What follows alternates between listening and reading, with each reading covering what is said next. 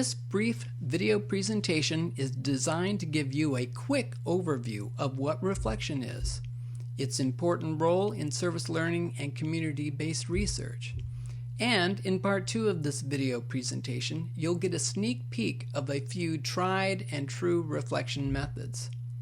But let's start by asking you to pause the video presentation just for a moment to think about and write down your definition of reflection. Welcome back.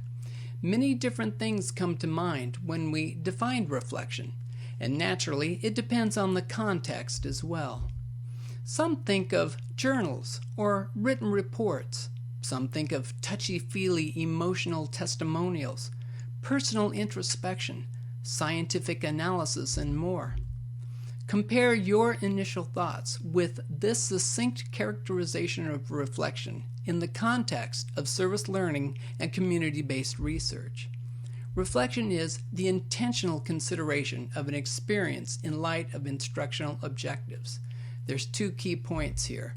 One is intentional consideration and the other instructional objectives. When we're looking at intentional consideration, reflection is not conducted just for the sake of reflection. Students critically consider what they're doing, learning, and feeling. They ponder why this matters in society and not just their discipline or profession.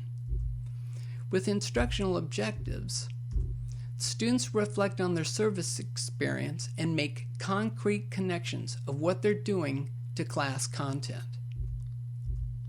It is important to note that sometimes what comes to light through these experiences can quite literally rock their world and challenge their preconceived notions of how the world works and their understanding of themselves. This can be a bit scary. Many instructors, and students for that matter, assume reflection is an emotional testimonial of their experience, all warm fuzzies. But it doesn't have to be that way. And yes, there are times when students are legitimately quite moved by their experiences. They are often transformed by their experience. It's also important to understand what reflection is not. It's not a technical report. Technical reports are intended for an external reader or audience. And while a student does indeed share with an instructor, and sometimes with other students through reflection, the process is primarily a personal, internal process of making meaning of an experience. Okay, you have a better idea of what reflection is and isn't. But why would an instructor choose to conduct reflection? And what are some instructional objectives for conducting reflection? Take a few moments to think about and make a list of objectives or goals for conducting reflection. Then resume the video presentation. Welcome back. Well, here are a few reasons why to conduct reflection, and perhaps some of your ideas are on this list. Well, reflection enhances cognitive development and growth. It can also be used to assess application of student skills. It promotes civic growth. It nurtures personal development. And it provides feedback to help teachers make instructional decisions. Okay, so what does reflection look like? Well, take a few moments to think about and list the various formats and methods reflection might take, and then resume the video presentation. Welcome back. Reflection can take many different formats. There's no one way or right way to conduct reflection. Sometimes it's done in written format, like journals, or it could even be simple jottings on scrap paper or poster paper or index cards. It could take place in discussion in large groups or small groups. Reflection can take place in class and out of class. It can also include simulation activities and even debates. Some creative uses of reflection involve photography, music, and poetry. But even these tried and true methods have their pros and cons. Let's take a moment to think about some of the pros and cons for any or all of these reflection methods, and then resume the video presentation. Welcome back. Let's take a look at some of the advantages of reflection.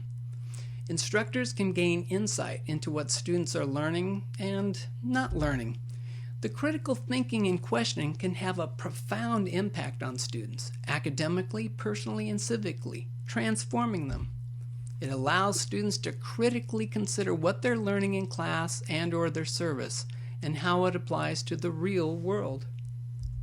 Students can learn from each other as well. Now, what are some of the drawbacks to reflection? Well, it can be time-consuming, especially trying to read lots of written journals. And some students dominate the discussion while other students say next to nothing.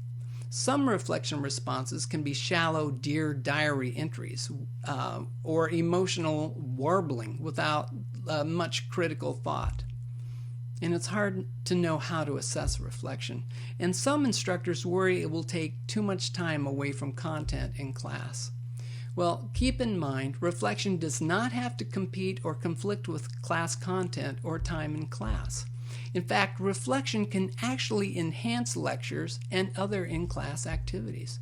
Reflection can take place out of class in a variety of formats, which addresses issues like students dominating or students who shared little or nothing. And reflection takes place before, during, and after the service. Research and practical experience has shown that students do not intuitively know how to reflect. Likewise, students don't always know what their instructor wants from them when they are assigned to, reflect. Students have to be guided or taught how to reflect. Otherwise, they're going to give you what they think you want. And that's when the emotional, touchy-feely, personal testimonials or shallow Dear Diary reflection entries emerge.